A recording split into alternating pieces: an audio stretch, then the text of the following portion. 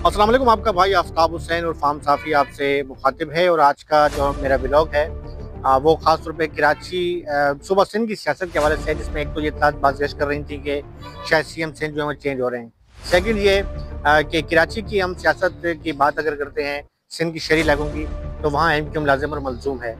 एक तरफ जो है वो इत्तलात चल रही हैं कि बानी एमक्यूएम जो है उनकी वापसी उनकी खुद तो नहीं हो रही, लेकिन उनकी जो पार्टी सेटअप है उसे इजाज़त मिल रही है सियासत में आने की। गहमा-गहमी भी शुरू हुआ है मुख्तलिफ इलाकों में। इस हवाले से जो है वो इत्तलात गश्त कर रही हैं, लेकिन दूसरी जानिब रातों कमेटी ने जो प्रेस कॉन्फ्रेंस की है कुछ उम्मीदों पर पानी भी फिर गया है और शायद वो उनका थोड़े से वो उनके जो कारकुन डिस्टर्ब भी हैं कि एक तरफ गिरफ्तारियाँ हो रही हैं, तैयारियाँ हो रही हैं। इस हवाले से और कुछ अहम बातें भी आपसे करूँगा। गुज़ारिश करूँगा कि आपसे कि आप मेरे चैनल को सब्सक्राइब भी करें, लाइक करते हैं, आपका बहुत-बहुत शुक्रिया। ना सिर्फ मेरा बल्कि मेरी जो पूरी टीम है आपके लिए नई-नई चीज़ें लेकर आती है, बशमूल मेरे प्रोड्यूसर हारिस सिद्दीकी। आज का जो मेरा व्लॉग है इस हवाले से एक तो मैं सबसे पहले यहाँ से शुरू करूँगा कि ये इत्तलात जो गर्दिश कर रही थी कि शायद सीएम मुराद अली शाह साहब जो हैं उनका तबादला हो रहा है, और ये इत्तलात भी थी कि शहीद अनाम मेमन जो हैं अब वो शायद वज़ीर आला का कलमदान संभालेंगे। इसकी वजह ये थी कि वज़ीर-ए-आज़म पाकिस्तान शहबाज शरीफ जब कराची पहुँचे तो उनकी रिहाइशगाह पर आए। रिहाइशगाह पर उन्हें जो है वो उनकी दावत थी, उन्हें जो है वो ज़ोराना दिया गया। इस हवाले से जो है मुख्तलिफ इत्तलात चल रही हैं सोशल मीडिया पे, लेकिन कल जो शादी हुई है उनकी दुख्तर की मुराद अली शाह साहब की, उसके बाद जो है सदर पाकिस्तान आसिफ ज़रदारी भी वहाँ यहाँ पर पहुँचे। जो इत्तलात गर्दिश कर रही थी उनका जो है वो उन अफ़वाहों ने दम तोड़ दिया है, और अब इत्तला यही है कि सैयद मुराद अली शाह जो हैं वो वज़ीर आला रहेंगे। इसके साथ-साथ सैयद नासिर हुसैन शाह या शहीद इनाम मेमन या दीगर वज़रा के गिर्द जो एक मामला चल रहे थे कि शायद वज़ारत आला को लेकर इमदाद मिलेगा, वो नहीं है। दूसरी जानिब जो मैं बात करता हूँ, मेरे जो व्यूअर्स हैं इनकी जो बहुत बड़ी तादाद है जो एमक्यूएम से मुंसलिक है, एमक्यूएम के चाहे वो बानी एमक्यूएम के हवाले से, क्योंकि इस वक्त अगर देखा जाए तो जो बानी एमक्यूएम के फॉलोअर्स हैं इस वक्त सियासी जो सूरत हाल है और सियासी जो मेवर है उनकी गिरती जो गर्दिश कर रहे हैं। आप सोशल मीडिया उठाएं, इंस्टाग्राम उठाएं, टिकटॉक उठाएं, फेसबुक उठाएं, तो वहीं पर जो है एक मामला चल रहा है कि जी वापसी वापसी वापसी, 10 दिन है, मैं 5 दिन है, मैं पहले कहा गया था 5 जनवरी को जी शेखुपुरा में जो है धमाका होगा। उसके बाद कहा गया जी 10 जनवरी आ गई, 15 जनवरी आ गई, फिर कहा जी 9 पर जो है वो कल राब्ता कमेटी ने प्रेस कॉन्फ्रेंस किया है और उन्होंने एक वाज़ा लंदन राब्ता कमेटी की तरफ प्रेस कॉन्फ्रेंस की गई है और उसमें वाज़ा किया गया है कि ताहाल हमारी किसी से बातचीत नहीं हुई, ताहम जो है हम अपनी सियासी सरगर्मियाँ जारी रखेंगे और बगैर किसी से मुज़ाकरात के। मुज़ाकरात से किससे किए करने हैं, कौन है मुज़ाकरात करने वाला, वो आप भी जानते हैं, मैं भी जानता हूँ। लेकिन सूरत हाल इस वक्त जो है कोई अच्छी है भी सही, और ये भी मैं नहीं कहूँगा कि अच्छी नहीं है, क्योंकि मैं उन यूट्यूबर की तरह नहीं हूँ कि अपने व्यूअर्स बढ़ाने के लिए मैं एक लंबी-लंबी जो है वो आपके पास जो है वो चीज़ें आप कहना शुरू कर दूँ कि जी ये हो रहा है, वो हो रहा है, फलाँ हो रहा है। मैं वो बात करता हूँ जो हकीकत पर मबनी होती है, जो जो मुझे कन्फर्म ज़राए मेरी खबर मुझ तक पहुँचाते हैं, वही मैं चीज़ आप तक पहुँचाता हूँ। और मेरे ज़राए मैं बार-बार कहता हूँ कि आप ही जैसे लोग हैं जो मुझे खबरें देते हैं और मैं खबरें जो है वो आपके पास पहुँचाता हूँ। मुझे कोई बने-बनाए स्क्रिप्ट नहीं मिलते कि मैं पढ़ के आपको सुनाऊँ और आपको बताऊँ। तो कहने का मकसद ये है कि एक तरफ से इत्तला ये चल रही है कि चॉकिंग भी चल रही है, वॉल चॉकिंग भी चल रही है, बैनर फ्लैग भी लगाए जा रहे हैं। ये भी इत्तलात हैं कि जो है डोर टू डोर जो है वो राब्ते किए जा रहे हैं, और ये भी इत्तलात हैं कि बानी एमक्यूएम के जो है वो के जो फॉलोअर्स जो कह रहे हैं कि हम अचानक जो है वो यहाँ पहुँचेंगे और जो है वो एक जो है बहुत धमाका, मतलब शानदार धमाका करेंगे और दोबारा जो है वो चाहे वो 9-0 पर आएँ या चाहे हम जो है वो किसी भी इलाके में जो है वो जलसा करेंगे। इत्तलात ये मौसूल हो रही हैं कि शायद ये अचानक जो है वो डोर टू डोर वाला जो मामला है उसमें कोई जो है अचानक इत्तला पहुँचेगी और ये कोई मिडनाइट का होगा। मिडनाइट में वो 10 तारीख भी हो सकती है, 15 भी हो सकती है, माज़रत 20 भी हो सकती है, 25 भी हो सकती है, जिसमें अचानक जो है वो टेलीफ़ोन कॉल के ज़रिए या डोर टू डोर इत्तला दी जाएगी कि तमाम कारकुन वहाँ जमा हो जाएँ। अब वहाँ पर अपनी सियासी क़ुव्वत का वो जो एक मुज़ाहरा करेंगे। अब वो मुका चौक है, 9-0 है, कोई भी इलाका है। लेकिन इसके साथ-साथ मैं आपको ये भी कहूँ कि जो मैंने आपको पहले कहा ना कि मैं आपको सब्ज़ बाग नहीं दिखाऊँगा। देखिए गिरफ्तारियाँ भी हो रही हैं, सिक्योरिटी इदारे जो हैं वो छापे भी मार रहे हैं, और ऐसा नहीं है कि बिल्कुल ही जो है वो अभी तक कोई वाज़ेह तौर पे कोई जो है पैगाम एस्टेब्लिशमेंट की तरफ से नहीं सामने आया कि जी एमक्यूएम को जो है वो सियासत करने की मुकम्मल आज़ादी मिल गई है। देखिए एक तरफ एमक्यूएम है, दूसरी जानिब एमक्यूएम मौजूदा जो एमक्यूएम है जिसके पास अपनी कौमी असम्बली की और सूबाई असम्बली की सीटें हैं, और यकीनी तौर पे कभी भी जो है वो हुकूमत नहीं चाहेगी कि एमक्यूएम लंदन पर जो है वो उनकी आशीर्वाद हासिल करने के लिए जो इनसे वो इत्तेहाद ख़त्म करें या उनको खदेड़ें लगाएँ, जिससे हुकूमत जाने का भी खर्चा है। और बहुत बड़ी एक ज़ाहिर उनके पास कौमी असम्बली की सीटें हैं, सूबाई असम्बली की सीटें हैं, हुकूमत का वो एक हिस्सा है, और यही वजह है किसी बुनियाद पे उन्हें वज़ारतें भी दी गई हैं और किसी भी तरीके से वो बहरहाल काम कर रहे हैं, वो अलग बात है कि अवाम में किस हद तक मकबूलियत है उनकी, ये तो आप अवाम जानती है, या जो है वो सोशल मीडिया पे जो एक्टिविटीज़ हैं वो जानते हैं। बहरहाल इसके बाद अगर जो वो अपनी ताकत का मुज़ाहरा करने में कामयाब हो भी जाते हैं, तो उसके बाद का रद्द-ए-अमल क्या होगा?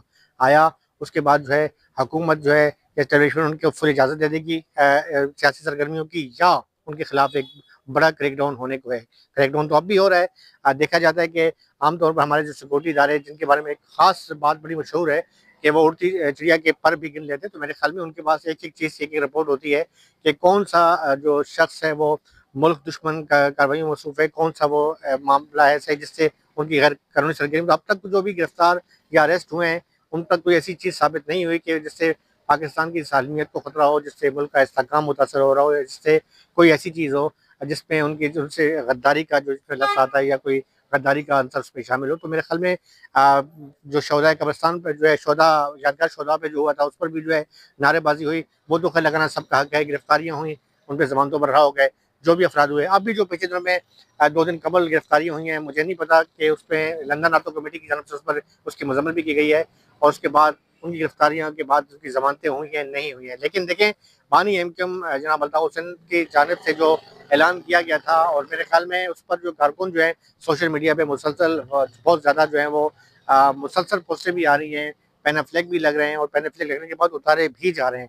वो उतार भी जो है कुछ जो है वो सिक्योरिटी इदारे नहीं उतार रहे, बल्कि अपने ही जो लोग हैं, जैसा कि उनकी अपनी पार्टी के जो लोग हैं, एमक्यूएम पाकिस्तान के लोग हैं, वो उतार रहे हैं। उस पर जो है थोड़ा-सा किसी भी वक़्त कोई इत्तलात हैं कि कराची किसी इलाके में कोई सूरत हाल संगीन हो सकती है, कोई नागवार वाक़या पेश आ सकता है, इस हवाले से भी इंतज़ामिया गाफ़िल नहीं है। लेकिन बहरहाल ये जो इत्तलात हैं कि बिल्कुल मैं आपको सब बात नहीं दिखाऊँगा कि जी देखें, ये तो कन्फ़र्म है 100% के बानी एमक्यूएम जो हैं वो पाकिस्तान नहीं आ रहे।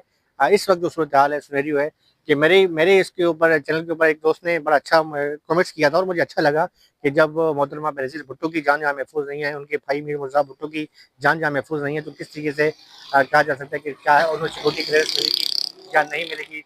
सिक्योरिटी क्लियरेंस की वजह से इतना आसान भी नहीं है कि वो जो है यहाँ पर वो आए। लेकिन बहरहाल उनकी सियासी सरगर्मियों को तो इजाज़त मिलती है, तो पहले भी टेलीफ़ोनिक खिताब होते थे, मुख्तलिफ़ इलाकों में होते थे, घंटा-घंटा टेलीफ़ोनिक खिताब होते थे, वो सरगर्मियाँ शायद दोबारा बहाल हों, लेकिन मशरूत हैं उससे कि उनके आया उनसे जो है हुकूमत के उनके साथ कोई मुज़ाकरात होते हैं, कामयाब होते हैं। क्योंकि इस सिनेरियो के अंदर बहुत अच्छा, मैं आपको ये नहीं कहूँगा कि जी बिल्कुल सच बात दिखाऊँ कि बहुत अच्छी उम्मीद भी नहीं है, और ऐसा भी नहीं है कि बिल्कुल ख़राब भी नहीं है, मिला-जुला रद्द-ए-अमल है।